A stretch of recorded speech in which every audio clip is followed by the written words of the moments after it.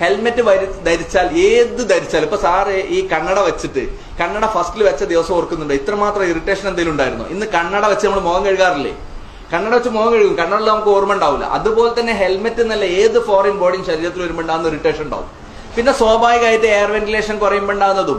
പക്ഷെ അത് ഇല്ലെങ്കിൽ സംഭവിക്കുന്നത് എന്താ വെച്ചാൽ ഹെൽമെറ്റ് ധരിക്കാതെ ഒരാൾ ചെന്ന് വീഴുന്ന സമയത്ത് 1000 കിലോഗ്രാം ഫോഴ്സിലൊക്കെ അയാൾ ചെന്ന് ഇടിക്കുന്നത് ഒരേ പോയിന്റിലാണ്.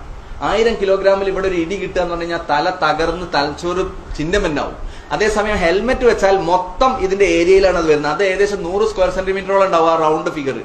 അപ്പൊ 100 കൊണ്ട് ഡിവൈഡ് ചെയ്യാം, മൊത്തം ഫോഴ്സിനെ 100 കൊണ്ട് ഡിവൈഡ് ചെയ്യാം. അപ്പൊ 10 കിലോഗ്രാമേ അയാളെ തലയിൽ അടിക്കുന്നുള്ളൂ. 10 കിലോഗ്രാമിന്റെ ഒരു അടി അടിക്കുന്നതും 1000 കിലോഗ്രാമിന്റെ അടി ഒരു പോയിന്റിൽ അടിക്കുന്നതും തമ്മിൽ വ്യത്യാസം ആലോചിച്ച് നോക്കുക. അപ്പൊ അയാളുടെ മരണം മറ്റേത് ഉറപ്പാണ്. അല്ലെങ്കിൽ അയാൾ പാരലൈസ് ചെയ്ത് ആർക്കും ഉപയോഗമില്ലാതെ കിടക്കും. അതല്ലെങ്കിൽ അയാൾ രക്ഷപ്പെടും. അതും 50 സ്പീഡ് വരെ ഗ്യാരണ്ടി ഉള്ളൂ. കാരണം ഹെൽമെറ്റ് ഡിസൈൻ ചെയ്തിട്ടുള്ളത് 15 മൈൽസിനാണ്. ഹെൽമെറ്റ് ഡിസൈൻ ചെയ്തിട്ടുള്ളത് 15 മൈൽസ് പെർ അവറിനാണ്. കാരണം അതിൽ കൂടുതൽ ഡിസൈൻ ചെയ്താൽ നിങ്ങളെ തലക്ക് താങ്ങാൻ പറ്റില്ല. മെറ്റൽസ് ഡെവലപ്പ് ചെയ്ത് വന്നു. പണ്ട് ഇരുമ്പ ഉപയോഗിച്ചിരുന്നത്, ഇപ്പൊ ഫൈബറാ ഉപയോഗിക്കുന്നത്. അപ്പൊ ഫൈബർ അതും ISI ഉള്ള നല്ല ക്വാളിറ്റി ഉള്ള കമ്പനിയിൽ നിന്ന് വാങ്ങി വ്യക്തമായിട്ട് ചിൻ സ്ട്രാപ്പ് ഇട്ട് വെച്ചിട്ടുണ്ടെങ്കിൽ അയാൾ ചെറിയ സ്പീഡിൽ വീഴുകയാണെങ്കിൽ അയാളെ തല നമ്മളുടെ ഡിസൈൻ എങ്ങനെയാണെന്ന് അറിയോ?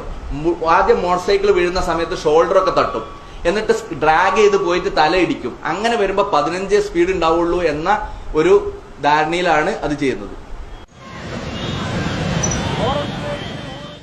ഈ ഒറ്റ മക്കളുള്ളവരാണ് ഈ മോട്ടോർ സൈക്കിൾ ആക്സിഡന്റ് നഷ്ടപ്പെട്ടിട്ട് കരഞ്ഞുകൊണ്ടിരിക്കുന്നത്.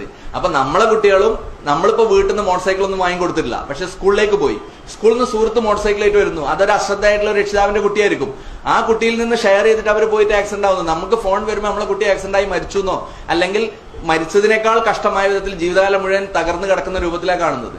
1000 പേര് ഒരു വർഷത്തിൽ ഇത്രയും ചെറിയൊരു സംസ്ഥാനത്തിൽ റോഡ് അപകടത്തിൽ മോട്ടോർ സൈക്കിൾ കൊണ്ട് മാത്രം മരിക്കുക എന്ന് പറഞ്ഞു കഴിഞ്ഞാൽ നമ്മളത് അറ്റൻഡ് ചെയ്യേണ്ട കാലം കഴിഞ്ഞിരിക്കുന്നു.